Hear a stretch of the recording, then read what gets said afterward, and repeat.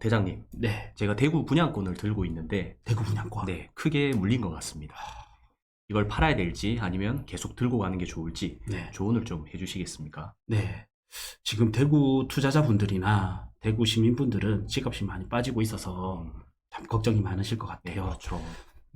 언제 입주죠? 입주가 2024년, 내년이죠. 내년 초에 음. 입주가 예정되어 있습니다. 입주일이 약간은 아쉽긴 합니다. 네, 일단 우리가 대구를 진단하기 위해서 네, 왜 빠졌는지를 알아야 되겠죠. 그래서 대구 집값이 빠지는 이유는 두 가지입니다. 아, 두 가지나 있네요. 네, 첫 번째는 누구나 아는, 관심이 있다면 누구나 아는 공급 물량이 많아서. 네. 두 번째는 여전히 비쌉니다. 아, 비싸다. 네, 집값이 많이 하락했는데도 불구하고 여전히 비싼 구간입니다. 네. 그래서 PC 화면을 한번 보겠습니다. 네, 자, 대구 아파트 입주 물량이거든요. 네. 그래서 보면 23년도 입주 물량이 빨간불이 들어왔죠. 와, 이거는 23년이라서 그런 거고 네. 엄청 많죠. 네. 적정 수요가 11,789세대인데 지금 이제 34,419세대입니다. 거의 3배네요. 그러면. 네. 제가 이제 주의가 필요한 구간이 200%가 넘어가면 되게 주의가 필요하다. 이래 항상 말씀드리거든요. 네. 여기는 200%가 아니라 3배입니다. 3배. 그렇죠. 아, 어쩔 수 없네요. 네. 이게 입주 물량이 너무 많다 너무 보니까. 많다. 네, 많아도 너무 많다. 네. 그럼 24년은 이제 줄어들기는 하지만 여전히 이때도 많습니다. 그리고 입지별로 보면 23년이 대구의 1등 지역인 23년이 수성구거든요. 네. 수성구의 입주 물량이 특히나 많아요. 그래서 올해 이제 강 장군님이 들고 계신 분양권이 수성구가요? 네, 바로 옆에 있는 동구죠. 아, 동구. 네. 네. 그러면 수성구인 1급지에도 입주 물량이 많기 때문에 그 외 급지는 사실은 힘을 받기가 힘들거든요. 네. 근데 이제 수성구가 24년 되면 조금 공급량은 조금 줄어들기는 하죠. 그래서 결론적으로는 올해보다는 내년이 조금 나을 것 같다. 이렇게 좀 우리가 예측할 수가 있고, 네. 제가 여전히 비싸다 했잖아요. 네. 이게 가격이 저렴해져야지 수요가 붙을 수가 있거든요. 그렇죠. 근데 지금은 여전히 집을 사기에 비싸기 때문에 부담스럽다. 이거는 무엇을 보면 알 수 있냐? 소득 대비 저평가. 이거는 소득 대비 집값 지수거든요. 네. 그래서 15년 평균을 보면 이제 지금 많이 빠졌지만 여전히 6.7로서 여전히 네. 조금 비싼 편입니다.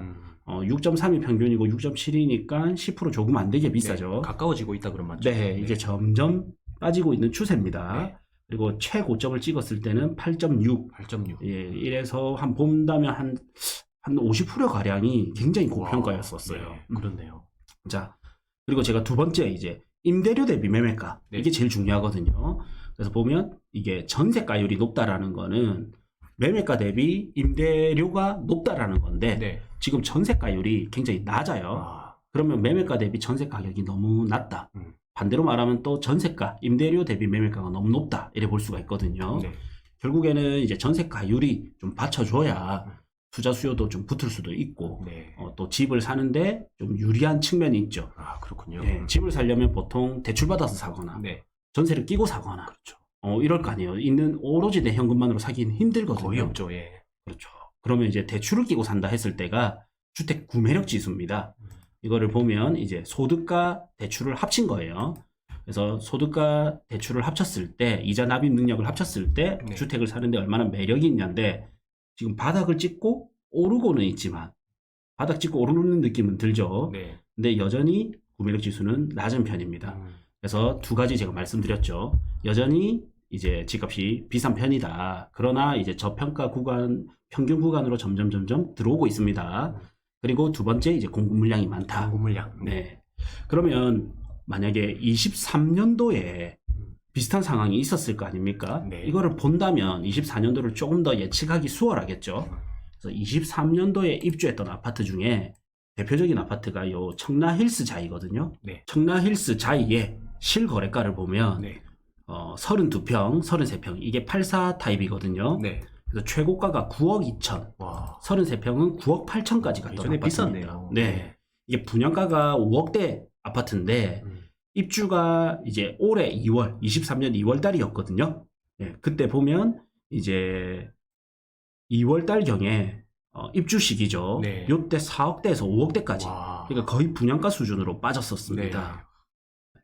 근데 이제 입주가 어느 정도 마무리되고 있는 시점이죠. 입주가 이제 끝났죠. 네. 6월 달이니까 입주가 끝나는 시점에서는 이제 6억대가 있고, 요때 5억대가 그러면 어느 정도 수준이냐. 일단 분양가를 비교했을 때 분양가랑 비슷하다했죠. 네. 그리고 옆에 이 남산 롯데캐슬이 있어요.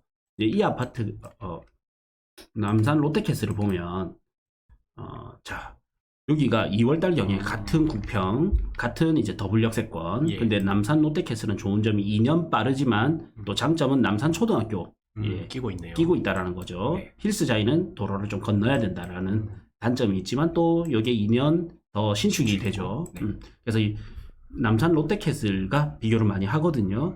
근데 얘가 2월달 입주할 때쯤 되면, 자, 시세를 보면 6억대입니다. 6억 후반대예요. 4억 후반, 5억 후반이 아니라 1억 정도 더 비싸죠. 그렇네요. 네. 네. 그래서 힐스자이가 입주 때 잔금을 못 치른다든지 이런 어려움 때문에 한 1억, 1억 5천 정도 빠졌다가 입주가 끝나고 나니까 바로 옆에 아파트를 따라가지 않습니까? 네. 예.